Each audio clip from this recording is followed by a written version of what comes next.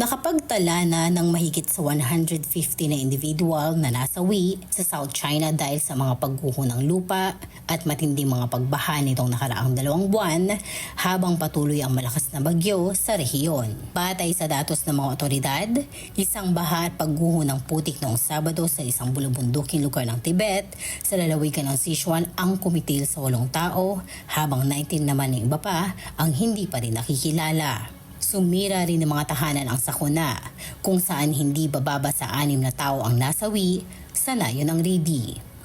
2 pang individual ang namatay at 8 namang nawawala matapos gumuho ang tulay sa pagitan ng 2 tunnel at bumagsak ang 4 na sasakyan.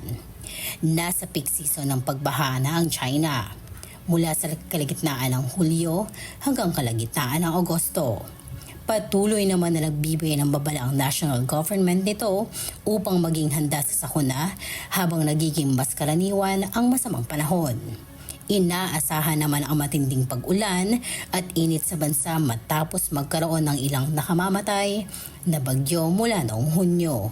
Hindi bababa sa 48 na residente sa lalawigan ng Hunan ang nasawi noong mga araw ng matinding pag-ulan dulot ng epekto ng bagyong Gaini na humina at naging tropical na bagyo matapos maglandfall sa China.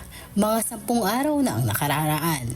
Nag-iwan din ito ng 35 iba pa na nawawala noong nakaraang linggo. Noong Biyernes, sinabi ng mga otoridad na ang bilang ng mga nasawi mula sa isang naunang bagyo noong Hulyo na nagpatumba sa isang bahagi ng tulay sa lalawigan ng Shanxi sa kalagitnaan ng gabi ay umabot na sa 38 na individual na may 24 pang nawawala.